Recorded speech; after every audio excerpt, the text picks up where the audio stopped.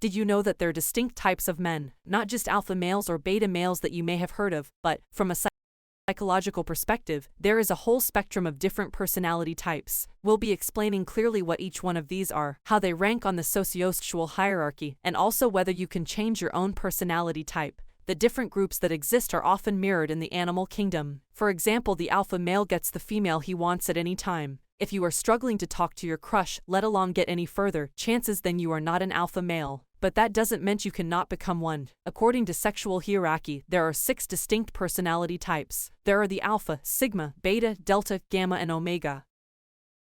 Not all women necessarily want to be with an alpha. Many women actually prefer to be a beta or delta, especially those looking to settle down. We have the alpha, the classic bad boy, the personification of confidence and a natural leader. Characteristics of an alpha include slight aggression, bold, charismatic, dominant, and machismo. Machismo means strong or aggressive masculine pride. The alpha is usually tall and handsome. They often take pride in telling others what to do because it feeds their ego. In terms of women, they are naturally attracted towards submissive women. Alphas are very social. For alphas, social dominance and social acceptance is very important, as it establishes their position in the hierarchy. Alpha males are extroverted and they love to be the center of attention. You may find them in a party or gathering cracking jokes and making others laugh. Sometimes they are desperate attention seekers. This may make them repulsive to some but can also help them excel professionally. Alphas are high-risk takers, whether that is in their work or love life. They can be vain at times, giving too much importance to external appearances. In some, they often fare well with money and women and thrive in conflict and challenges. You see, being an alpha male is like a Ferrari. Everyone wants one, but not everyone has what it takes to become an alpha male. But again, similar to attaining a Ferrari,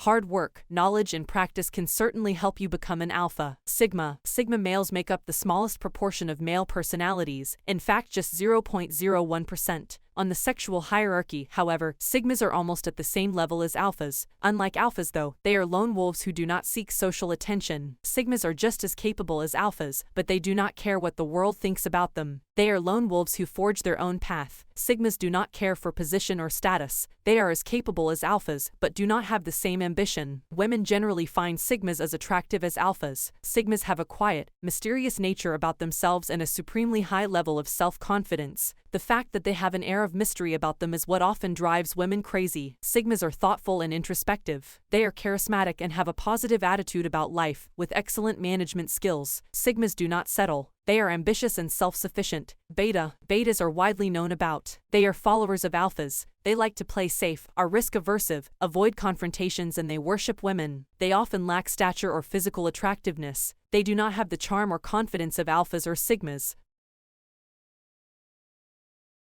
To them there is nothing more important than maintaining their position in the social hierarchy. Betas are loyalists to alphas. They can be confident, but they don't have the charm, poise, or swagger of alphas. Betas are normal guys who are likable, decent, and kind. Whilst women are often attracted or driven crazy by alphas or sigmas, they often like to settle for betas as they are reliable, loyal, and submissive, even to women. Delta. Most men are actually deltas, the average normal guy who help run society. They are not the most attractive, so they have struggles with relationships.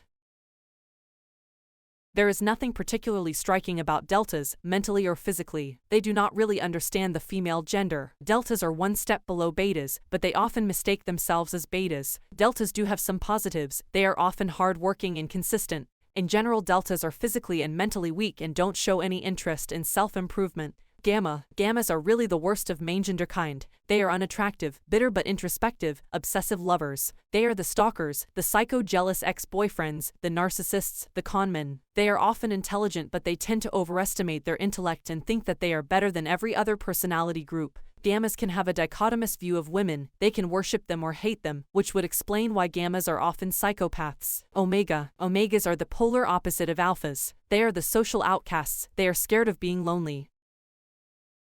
They are social losers and socially awkward. They lack social skills and are often poor in terms of attraction. They can be unhygienic at times, which only compounds their unattractiveness. Unlike gammas, however, omegas are not normally deceitful or conniving. So there we have it, the 6 personality types. Which one are you? Have you changed from one to the other, and if so, what has your journey been like? Do post below. Now we talked a lot about alphas, and it's interesting that some of their behavioral traits border on those of narcissism. There is actually a psychological disorder known as NPD or narcissistic personality disorder. And you can find out in the summary we've done here whether that self-loving person you know is actually a certified psychological. Anyway, I hope you learned something useful and enjoyed this summary. If you want to keep learning about psychology, medicine, or life hacks, hit the like, subscribe, and notifications button. Any suggestions or comments, feel free to post below. Until next time, stay safe. Next time.